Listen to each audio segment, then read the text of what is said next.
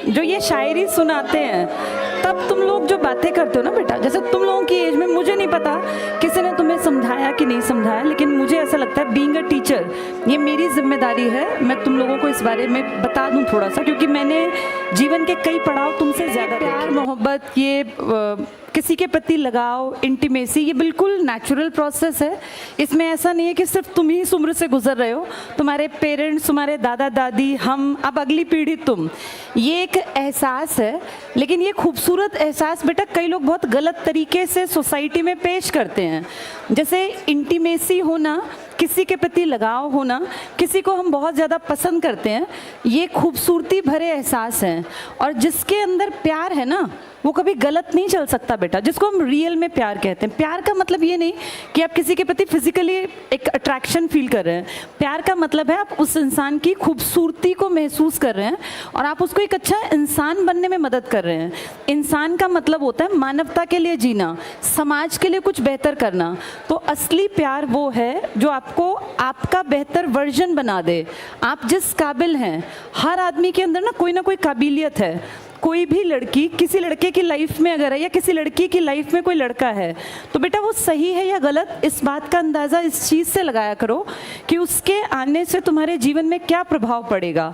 वो अगर तुम्हें गलत रास्ता दिखा रहा है या दिखा रही है, क्योंकि आजकल ये प्रॉब्लम सिर्फ लड़कों की नहीं है बेटा, कितने ही लड़के भी बेचारे इस तरह के गलत रिलेशंस का प्रभाव ये पड़ता है कि उन बेचारों की लाइफ स्पॉइल हो जाती है। मैं तो तुम दोनों के कैरेक्टर में दोनों को जज कर सकती हूँ।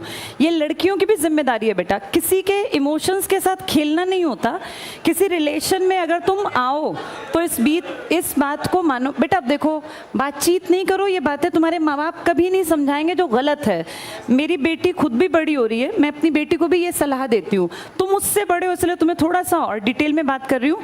अपना जीवन साथी अपनी मर्जी से चुनना कतई गलत नहीं है। ये मैं तब कह रही हूँ जब मैं खुद एक बेटी की माँ हूँ, और ये मैं उसको भी कहती हूँ कि बेटा अपने आप को काबिल बनाना, इस काबिल बनाना कि अगर तुमसे ज़िंदगी में गलती हो भी जाए, कई बार ऐसा नहीं है, ऐसा बिल्कुल नहीं है कि इंसान गलती नहीं करता, हर इंसान गलती करता है। और बहुत पढ़े लिखे काबिल लोग भी कई बार जीवन साथी गलत चूज़ कर लेते हैं। तो इसका ये मतलब नहीं कि अपनी ज़िंदगी को नरक बना के काट दें, लेकिन जब आप अपने जीवन साथी का चयन करें तो इस बात का ध्यान रखें कि ये ज़िंदगी सिर्फ 2 दिन की नहीं है।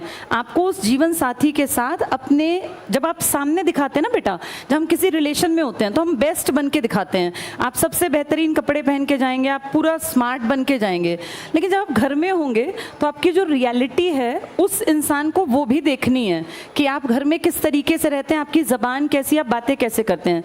तो इसलिए किसी रिलेशनशिप में जब आओ तो इस बात को समझ के आना कि ये 4 दिन निभाने का रिश्ता नहीं है, ये ज़िंदगी भर निभाना है। और इसके बाद आपकी जो अगली पीढ़ी तैयार होगी, आप दोनों के अंदर वो गुण होने चाहिए जो अच्छे इंसान हम समाज को देके जाएं। ये 4 दिन में किसी की शक्ल देख के कोई अच्छा लगना, या महज किसी के पास बाइक है या गाड़ी है इसलिए कोई अच्छा लगना, ये लड़के लड़की दोनों के लिए कह रही हूँ, ये ठीक नहीं है बेटा। ठीक ये है कि मैं खुद काबिल बनूं, ये सब लड़कियों के लिए लड़कों के लिए भी है। अपने आप को काबिल बनाओ। एक काबिल जीवन साथी अगर नहीं है, कोई काबिल कोई पैदा तो नहीं होता, सब बनते हैं। जब मैं और परिमल सर रिलेशंस में थे, अफेयर में थे, तो ऐसा नहीं है कि हम लोग सिर्फ ये फिल्मी बातें करते थे, हम दोनों साथ रह के पढ़ते थे। मैं मैथ्स में महाबुद्धू थी, मुझे मैथ्स कभी समझ नहीं आया। ये कहीं ना कहीं मेरा एक बचपन में एक डर बैठ गया था मैथ्स के टीचर का, जबकि मैं बाकी सब सब्जेक्ट्स में बहुत परफेक्ट थी। मेरे साइंस में 100 में से 95 नंबर थे। तब CBSE में 25 नंबर का इंटरनल पेपर होता था और 75 नंबर का बाहर का। मैं आपको ये बताना चाह रही हूँ कि जो कमज़ोरी थी ना, मैंने अपने, जब मेरा और सर का अफेयर था तो उस कमज़ोरी को बेहतरी बनाया। मेरे DSSB में 20 में से 20 नंबर का मैथ्स आता था, अभी भी 20 का ही आता है वहाँ, मेरे 12 नंबर आ गए थे, 12 या 14 के आसपास। मतलब जो लड़की 0 थी मैथ्स में, और मैं कभी मैथ्स करके ही नहीं आती थी, मुझे लगता था इसमें मुझे कुछ नहीं आना, उसमें मैंने अपने अफेयर के दौरान इतनी इम्प्रूवमेंट की कि मैं उस 0 से और 20 में से 12 या 14 तक पहुँच गई। ये बता रही हूँ आपको कि आप जिस रिलेशन में है ना, वो आपके बेस्ट को बाहर निकाले तो आप सही इंसान के साथ हैं। और अगर आप किसी भी लड़की के साथ हैं या किसी लड़के के साथ हैं जो आपको पढ़ाई से हटा रहा है, तो ये रिलेशन आपके फ़ायदे का नहीं है बेटा।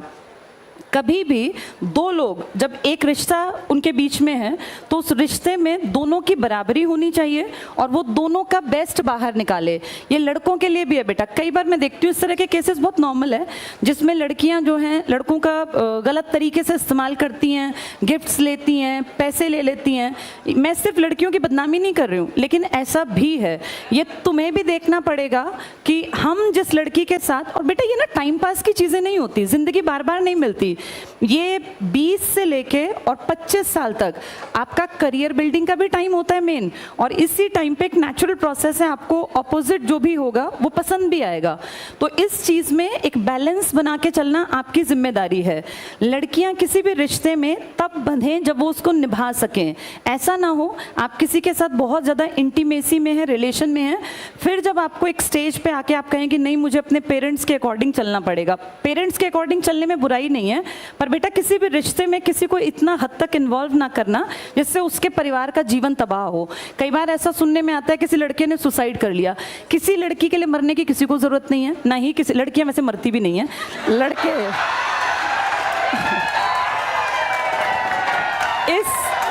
इस मामले में लड़के थोड़े ज़्यादा इमोशनल हो जाते हैं बेटा। जैसे कई बार हम सोचते हैं कि लड़कियां इमोशनल हैं, लड़के भी बहुत इमोशनल होते हैं। और मैंने तो लड़कों को अपने लाइफ में हर रूप में देखा, पिता के रूप में, भाई के रूप में, हस्बैंड के रूप में, बेटे के रूप में। इसलिए मैं बता रही हूँ कि किसी के इमोशंस के साथ खिलवाड़ नहीं करना चाहिए। पहले ये कहानी सिर्फ लड़कों के बाट पर थी कि लड़के ऐसा करते हैं, लेकिन आज हम देखते हैं बहुत सारे रिलेशंस में लड़कियां भी गलत हैं। ये सबको मिलके समझना है। एक खूबसूरत रिश्ता वो है जिसमें बराबरी का एहसास हो, कोई किसी को बेवकूफ़ ना बनाए बेटा। ये विश्वास पे टिकती हैं चीज़ें, और ट्रस्ट दोबारा नहीं पैदा होता। किसी भी इंसान पे दोबारा ट्रस्ट नहीं होगा। जहाँ फेथ नहीं है वहाँ रिलेशंस नहीं बनाने चाहिए, वहाँ रिश्ते आगे नहीं बढ़ाने चाहिए।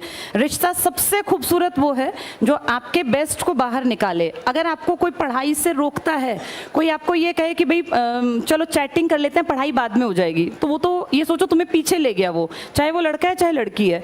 होना ये चाहिए कि तू अपने इतने चैप्टर तैयार कर, मैं अपने इतने चैप्टर तैयार करूं, इसके बाद टाइम मिला तो हम बात करेंगे, नहीं तो फिर हम कल और स्पीड बढ़ा के अपनी चैप्टर्स को पूरा करके फिर बातचीत कर लेंगे। तो इस चीज़ को समझना, ये तुम्हारी उम्र में ना ये सब चीज़ें फैसिनेटिंग लगती हैं कि पता नहीं ये क्या चीज़ है। और बेटा जिनके गर्लफ्रेंड बॉयफ्रेंड नहीं है वो महा खुश हैं, उनको चाहिए पढ़ें लिखें और आगे बढ़ें।